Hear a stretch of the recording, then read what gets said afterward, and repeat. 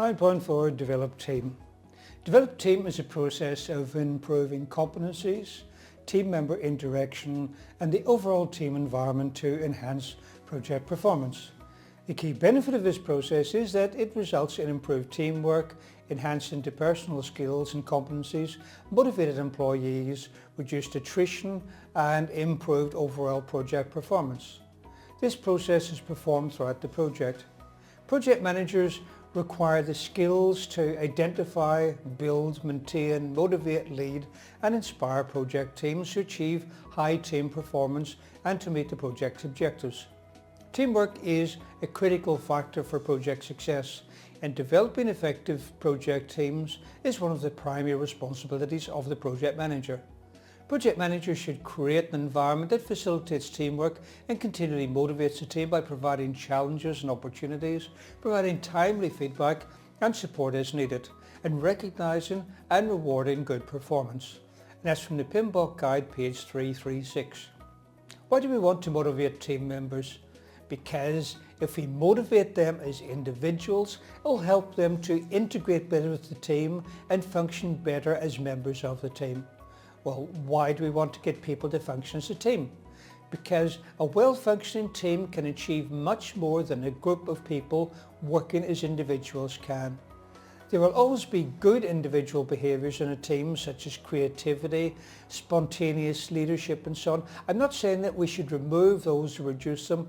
All I'm trying to do is, as a project manager, is to motivate these individuals so that they can function well and then motivate as a team and so they can achieve a high output without high burnout, but again without dampening those individual creative abilities and things which really make up those individuals. The PMBOK Guide tells us that high team performance can be achieved by employing the following behaviours. Using open and effective communication. Effective communication includes active listening, which I'll cover later. Creating team building opportunities, developing trust among team members, managing conflicts in a constructive manner, encouraging collaborative problem solving and encouraging collaborative decision making. Team members in a global environment often have diverse backgrounds, education, training and history experience. Sometimes they communicate in multiple languages. The project management team should capitalise on cultural differences, focus on developing and sustaining the project team throughout the project lifecycle and promote working together independently in a climate of mutual trust. Developing the project team improves the people skills, technical competencies and overall team environment and project performance. It requires clear, timely, effective and efficient communications between team members throughout the life of the project. As an example of this, one of the project managers that I was mentoring recently, and in case you didn't know it, the PMI Code of Ethics requires us to mentor people who are still learning. I will call her Sally, which of course is not a real name. She told me that she was having a language problem on her project in New Zealand. Her project had already been running for 2 months before she took over. About half of her team were native English speakers. The others spoke English as a second or third language, but English was the accepted language in the company. However, 2 team members who were not proficient in English, they spoke English to the other team members, but most of the time, especially when working together, they spoke in Cantonese. This upset one of the senior managers and he scolded them every time he heard them. But when Sally took over as project manager, although she spoke English well, she told her team that her first language was Cantonese. And so these 2 members, when they spoke to her alone, they spoke to her in Cantonese as well. But this really upset the manager who overheard them talking to her, and now he scolded Sally and arranged a meeting for her later in the week. And this is when she contacted me for advice. I suggested that she should say that her main responsibility was to the organisation and to deliver the project on time, within budget and to scope, and to keep the customers happy. And to do that, she would need to keep a tight control on risk management. Her other main priority was to motivate her team as individuals as well as a team to make sure that everyone is working well and there's no misunderstandings. If the two Cantonese team members, who were highly skilled technically, could not communicate well in English, then forcing them to use a language other than Cantonese would reduce their motivation and productivity, which would negatively impact the team and hence the project and ultimately the whole organisation. But letting them communicate with her and with each other in their native language would greatly reduce all of these risks, and the organisation could pay for them to get language tuition in English. I also told her to add the risks to the risk management plan, recording risk case as two team members not allowed to communicate in an efficient language, then record the risk treatment as accept and record the likelihood as high and the impact as high, and write the manager's name as a risk owner. She went into the meeting and she had memorised all that I told her, but she was so nervous at the time she forgot it, and she read it out. And when she asked him to sign the entry in the risk management plan, he asked her to remove the entry, and he said that the two employees had his permission to communicate in Cantonese on the condition that they attended English language courses in their own time, but the company would pay for the courses. As well as natural languages, all teams have their own team language, and you may see that on the exam. This does not mean a spoken language, it just means that the team develops its own culture. What are the objectives of developing a project team? Well, improving the knowledge and skills of team members to increase their ability to complete project deliverables while lowering costs, reducing schedules and improving quality. Improving feelings of trust and agreement among team members to raise morale, lower conflict and increase teamwork. Creating a dynamic, cohesive and collaborative team culture to improve individual and team productivity, team spirit and cooperation, and allow cross-training and mentoring between team members to share knowledge and expertise, and empowering the team to participate in decision making and take ownership of the provided solutions to improve team productivity for more efficient and effective results. One of the models used to describe team development is the Tuckman letter, and there's a good chance you'll see this in the exam, which includes 5 stages of development that teams may go through. Although it is common for these stages to occur in order, it is not uncommon for a team to get stuck in a particular stage or even regress to earlier stages. Projects with team members who worked together in the past might skip a stage because they quickly slip back into the team's particular team language. So let's start climbing Tuckman's the team development ladder. This is often asked in the exam. You might be asked what the 5 steps are. You might have to put them in the right order or fill in a missing step, or you might have to pick Tuckman's ladder as a team development tool. And they've been chosen to rhyme, by the way, which makes them to me seem a bit silly, but at least it makes them easier to remember. The first step is forming. This phase is where the team members meet and learn about the project and their formal roles and responsibilities for the first time. Team members tend to be independent and not as open in this phase until they get used to working together. Number 2 is storming. During this phase, the team begins to address the project work, technical decisions and the project management approach.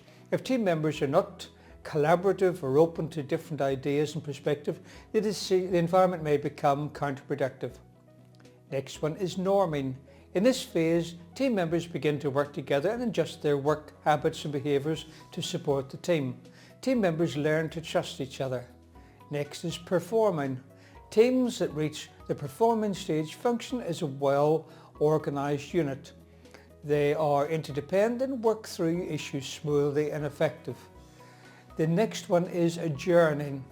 In this phase, the team completes the work and moves on from the project. This typically occurs when the staff is released from the project as deliverables are completed or as part of the closed project or closed phase process. The duration of a particular stage depends on team dynamics, team size and team leadership. Project managers should have a good understanding of team dynamics in order to move their team members through all stages in an effective manner. I would strongly recommend attending a course on this topic. Develop team inputs. Input number 1, project management plan. Project management plan component required for the develop your team is the resource management plan, which will provide guidance on providing project team members rewards, feedbacks, additional training and disciplinary actions as a result of team performance assessments and other forms of project team management. It might also include the team performance assessment criteria. Input number 2, project documents. Documents we might be interested in would include the lessons learned register. Lessons learned earlier in the project with regard to developing the team can be applied to later phases in the project to improve team performance. The project schedule. Project schedule defines how and when to provide training to the project team and develop the competencies required at different phases. It identifies the need for team development strategies based on variations, if any, during the project execution. Project team assignments. The assignments identify the need and member roles and responsibilities. Resource calendars identify times when the project team members can participate in team development activities. It also helps illustrate team availability during the entire project. Team charter. A team charter is where the team operating guidelines are documented. The team values and operating guidelines provide the structure that describes how the team will operate together. This is not the same as the team language, but it is related to it. Input number 3, environmental enterprise factors. The ones included in this process would be human resource management policies regarding hiring and termination, employee performance reviews, employee development and training records, and recognition and rewards. Team member skills, competencies and specialised knowledge and geographic distribution of team members. Input number 4, organisational process assets, and really all we're looking for here is historical information and the lessons learned repository. Develop team tools and techniques. Tools and techniques, number 1, co-location. Co-location involves placing many or all of the same active project team members in the same physical location to enhance their ability to perform as a team. Co-location can be temporary, such as strategically important times during the project, or can continue for the entire project. Co-location strategies can include a team meeting room, common places to post schedules, and other conveniences that enhance communication and a sense of community. On one of my projects, for 1 week we relocated to a hotel on a holiday island, and surprisingly we actually did a lot of work. You should suggest that to your manager as well. Tools and techniques, number 2, virtual teams. I mentioned this one earlier. The use of virtual teams can bring benefits such as the use of more skilled resources, reduced costs, less travel and relocation expenses, and the proximity of team members to suppliers, customers or other team stakeholders. Virtual teams can use technology to create an online team environment where the team can store files, use conversation threads to discuss issues and keep a team calendar. Tools and techniques, number 3, communication technology. This is important in addressing the team development issues in co-located and virtual teams. It helps build a harmonious environment for the co-located team and a better understanding for the virtual team, especially those working in different time zones. Now, I know you're probably thinking, why do you need communication technology if you're all working together? The answer is, I don't know, but PMI thinks it's a good idea. Actually, a couple of years ago, a person at the very next desk to mine kept sending me emails. I could never understand that. Hi Jim, are you going to the staff lunch tomorrow? I mean, I could reach out and touch this person, and I would turn around and say, yes, I'm going. Moments later, an email would pop up. Great, see you there. I'm surprised he didn't email me on his phone during the lunch. Examples of communication technology that may be used are shared portal, a shared repository for information sharing, e.g. a website, collaborative software or internet, is effective for virtual project teams. Video conferencing, this is a great one of course. It's an improved technique for effective communication with virtual teams, and it's useful because you pick up a bit of the body language as well, which is pretty good. Audio conferencing, communication with a team using audio conferencing It's just another technique to build rapport and confidence with virtual teams. Email or chat. Regular communication using email and chat are also an effective technique. Remember that email is a delayed technique, whereas chats are real time. Tools and techniques number 4, interpersonal and team skills. Skills we're looking at here are conflict management. The project manager needs to resolve conflict in a timely manner and in a constructive way in order to achieve a high-performing team. Influencing. Good skill used in this process is gathering relevant and critical information to address important issues and reach agreements while maintaining mutual trust. Motivation is providing a reason for someone to act. Teams are motivated by empowering them to participate in decision making and encourage them to work independently and always keep them with knowledge of the big vision for the project as well. Negotiation among team members is used to reach consensus on project needs. Negotiation can build trust and harmony among the team members. Team building is conducting activities that enhance the team's social relations and build a collaborative and cooperative working environment.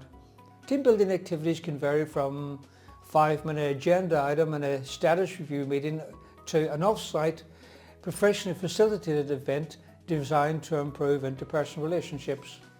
The objective of team building activities is to build individual team members and help them work together effectively. Team building strategies are particularly valuable when team members operate from remote locations without the benefit of face-to-face contact. Informal communication and activities can help in building trust and establishing good work relationships. While team building is essential during the initial stages of the project, it should be a continuous process.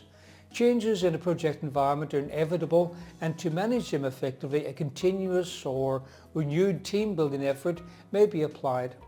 The project manager should continually monitor the functionality and performance to determine if any actions are needed to prevent or correct various team problems. Tools and technique number 5, recognition and rewards. Part of a team development process involves recognizing and rewarding desirable behaviour. The original plan for rewarding people is developed during the plan resources management process. Rewards can be effective only if they satisfy a need that is valued by an individual. Reward decisions are made formally or informally during the process of managing the project team. As project manager, you're responsible for team rewards, but PMI doesn't believe that monetary rewards are a good motivator. And you'll find that the managers in most organisations agree that monetary rewards are a poor motivator, which is why senior managers are paid less than other employees. No, wait a minute.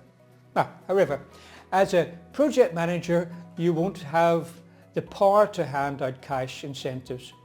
People are motivated when they feel they are valued in the organisation, and this value is demonstrated by rewards given to them. A simple thank you and a few kind words can work well, and it's usually highly valued, but as long as it doesn't look artificial. If it is outstanding work, you might have a team lunch to recognise them officially. You might be able to offer other rewards such as a desk by a window, the use of your car park for a few days a week, or whatever else is within your power to offer. Cultural differences should be considered when determining recognition rewards. For example, a vegetarian may not view lunch at a steakhouse as a reward. Likewise, many people are from cultures that prohibit alcohol, so you need to be sensitive. Most project team members are motivated by an opportunity to grow, accomplish, be appreciated and apply their professional skills to meet new challenges. And so offering people harder activities can actually motivate them. Do you remember back to grade school being rewarded by being allowed to clean the blackboard or fetch teachers' coffee? Some of us kids would have fought for that opportunity. In fact, some of us kids were beaten up by other kids because we got that opportunity. A good strategy for project managers is to give the team recognition throughout the life cycle of the project rather than wait until the project is completed. But make sure that it is actually earned, and it's a good idea to see that no one misses out. Everybody does something good that can be complimented. Good job, George. You broke half the windows you installed this week. That's a big improvement on previous weeks. Everybody does something which can be acknowledged. Tools and techniques number 6, training. Training includes all activities designed to enhance the competencies of the project team members and can be formal or informal. Examples of training methods include classroom, online, and within online there is online text-based, multimedia or instructor-led video, such as this one, computer-based on-the-job training from another project team member, coaching and mentoring. What's the difference between coaching and mentoring?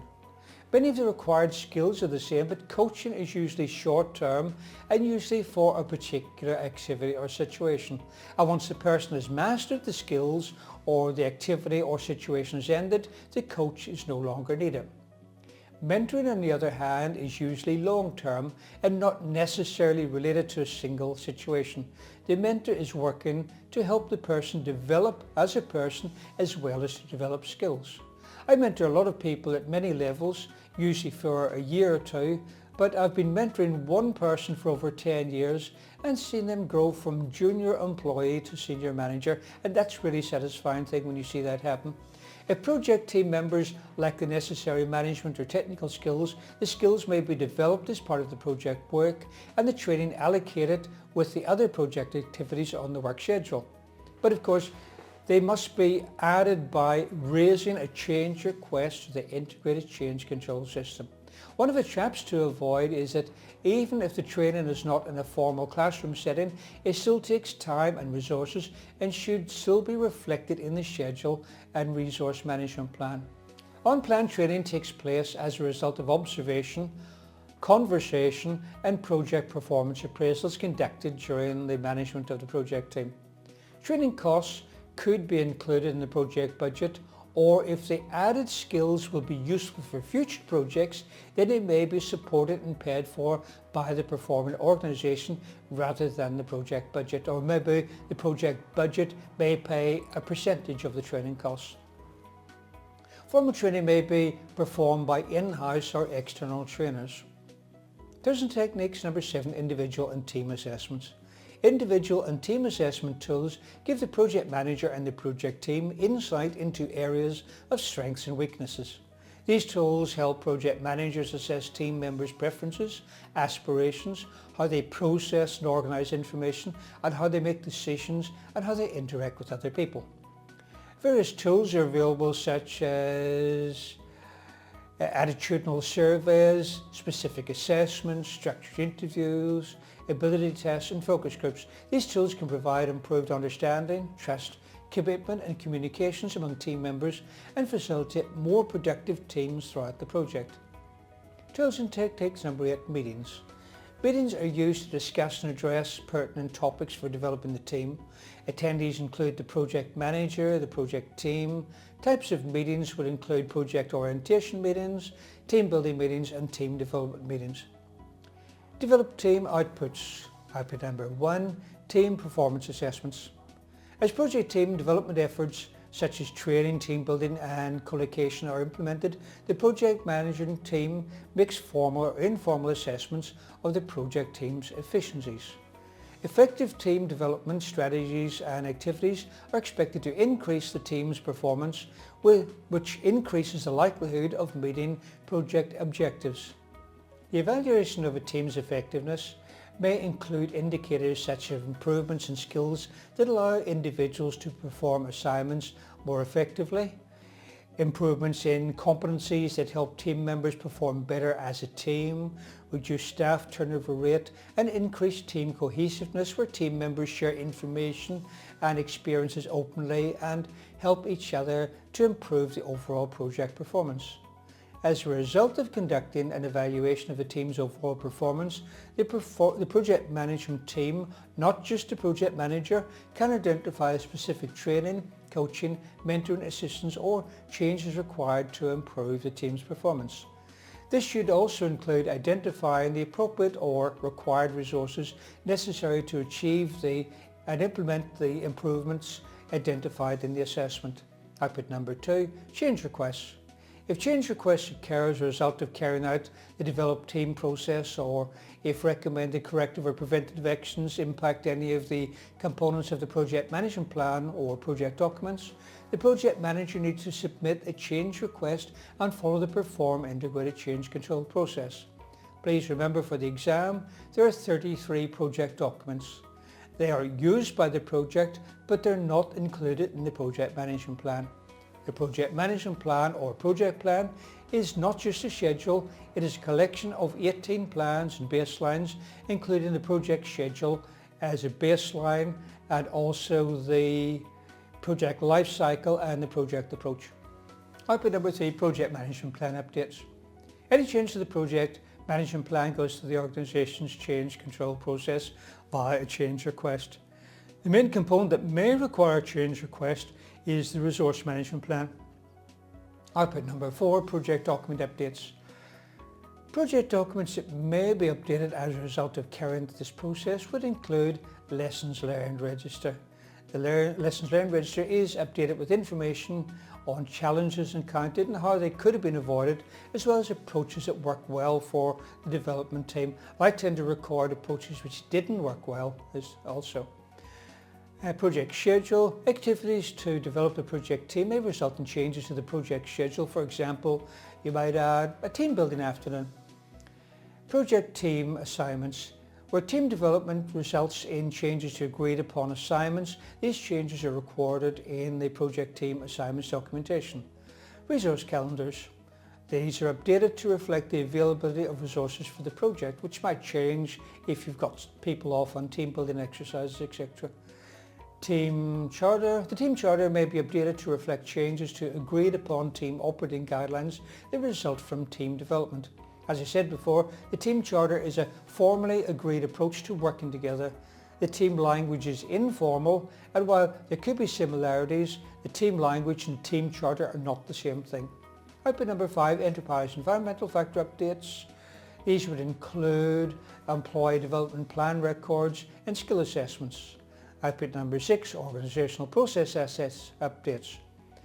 Organisational process assets that are updated as a result of the developed team process include team requirements and personnel assessment. And that brings us to the end of developed team. Next lesson is 9.5, manage team.